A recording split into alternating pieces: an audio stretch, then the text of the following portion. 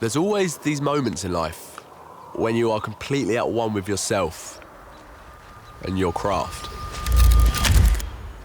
Just fully engaged in that moment. And for some, this might be a regular occurrence, but it's been a long time since I've had that feeling.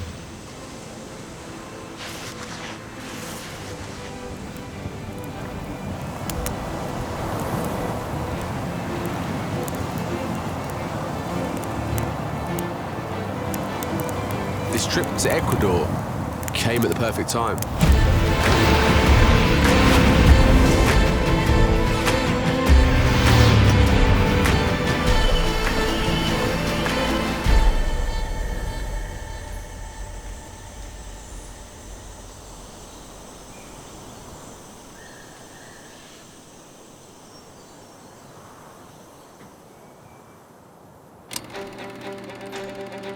Photography and motorbikes are my two biggest passions.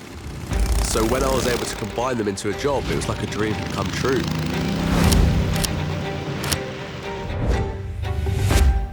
But lately, I've just been stagnating at home.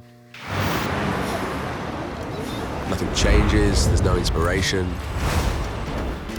I've just been taking photos for work and not for creation.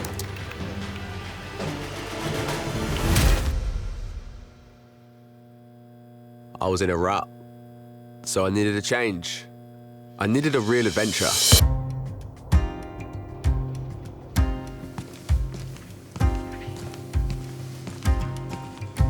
When we were about to head out, I had this immense feeling of excitement about what was to come. Because I've never been on an adventure this far off the beaten path. But you, Peter, have travelled the world on bikes. You've done this before, this was a daily life for you. All right. Bye-bye. So I'm glad that I've managed to bring you along for this. I couldn't wait to see what was out there.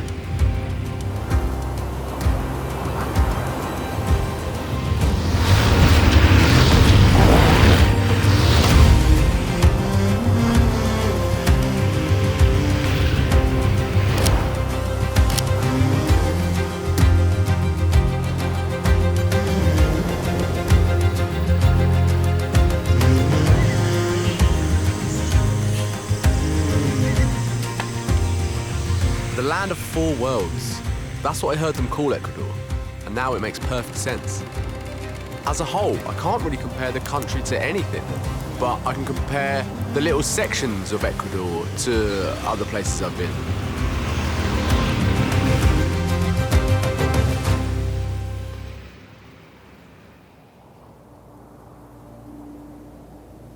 And I think the diversity in the landscape reflects the diversity of the people and cultures as well.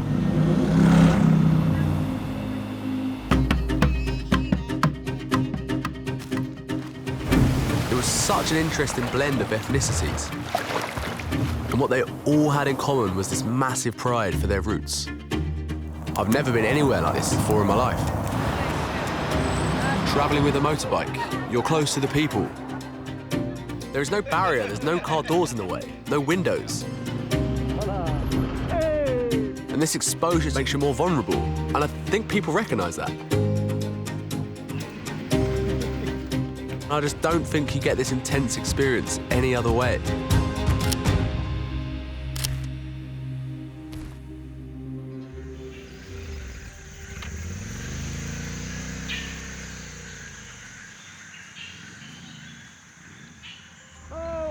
Turn it up. Kill switch, kill switch.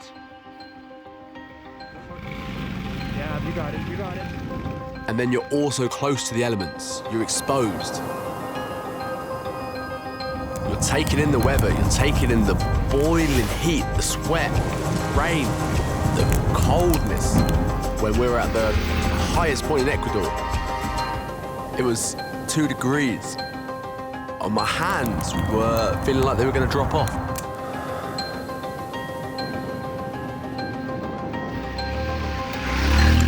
So these conditions made for some heavy days on the bike.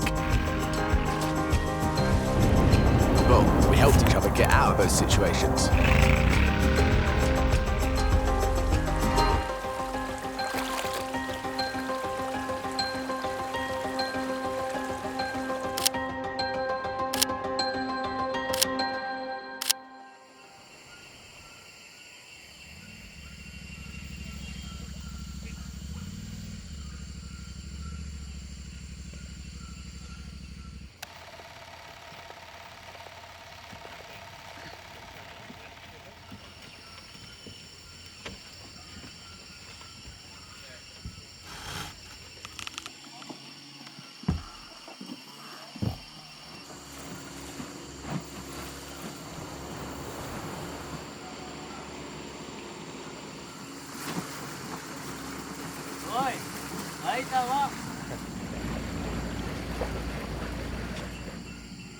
The bikes allowed us to venture so much deeper into the country.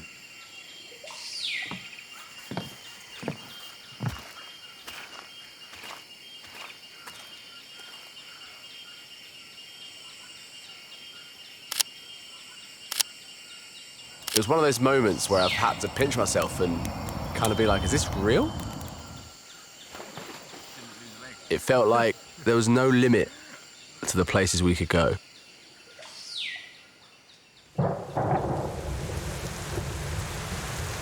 That's when we started riding towards Pinñan. This rural, indigenous village wedged into the Andean highlands, where very few go because it's so far off the beaten path.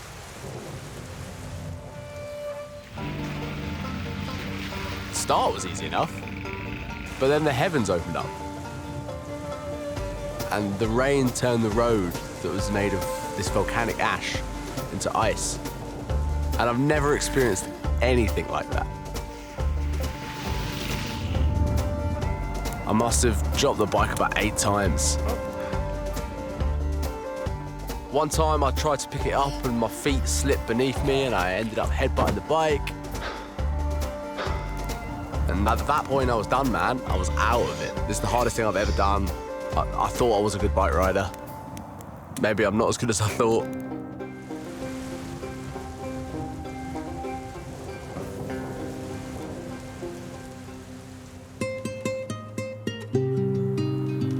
But it was such an incredible feeling to finally reach the village.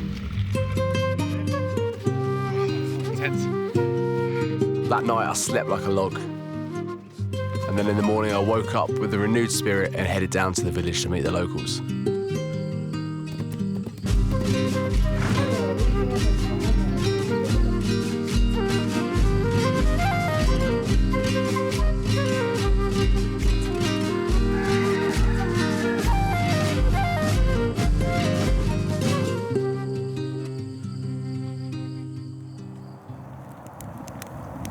But in the beginning, I felt quite uncomfortable in Pinñan.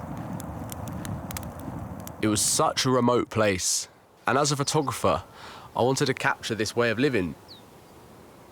But I wasn't really sure if I was intruding on their day-to-day life, you know? But when Pablo, the president of the village, invited us into his house to show us around, to show us how they lived, it was like a weight had been lifted off my shoulders, because it showed me that we were truly welcomed there. I went from feeling quite uncomfortable in that situation to feeling so welcome and so at ease and so relaxed just in a few moments.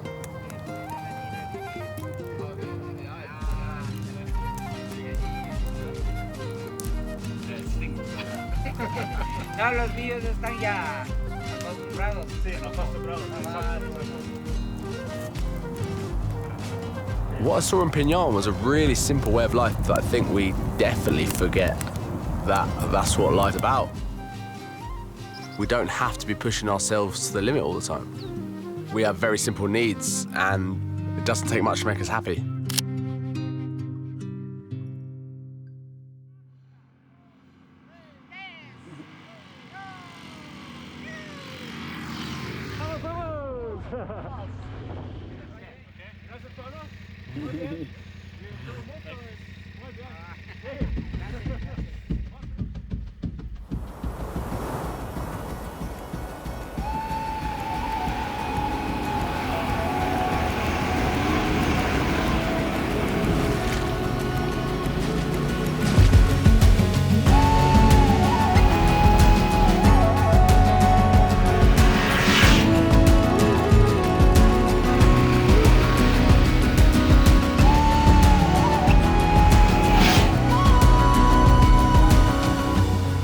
And it's all led up to this.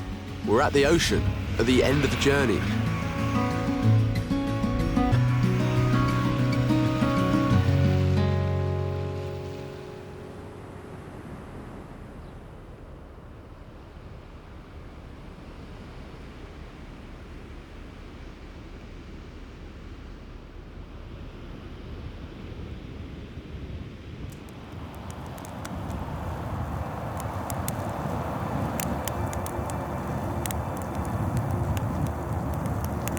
When I arrived in Ecuador, I had all these ideas about these images I wanted to capture. But those ideas quickly faded away, because I could never have imagined the sort of adventure we could find ourselves on here.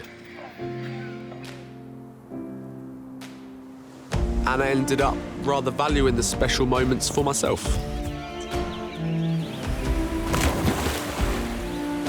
So when I did take a photo of a moment that did feel special to me,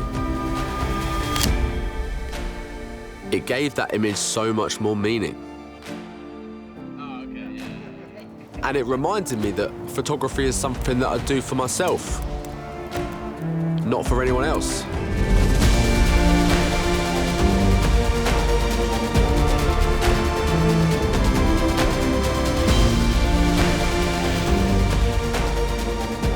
I haven't felt this inspired in a very long time. And I haven't been this proud of my work in an even longer time. And I'm excited to take this feeling and all this new inspiration, take it back home and see what it brings.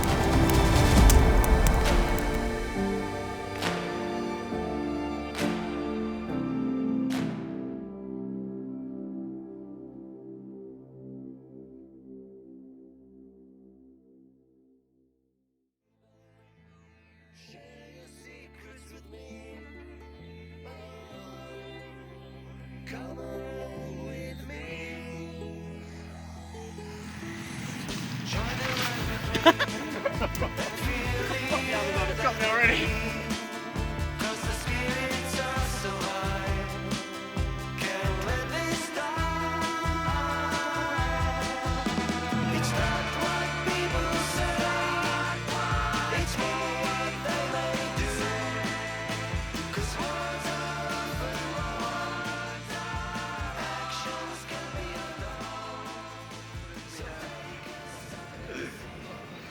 Boys, it's been 50 years. I haven't seen another living soul for so long. You got any water? After 15 days of motorcycle. Ecuador's taking its toll. Can you please let me film?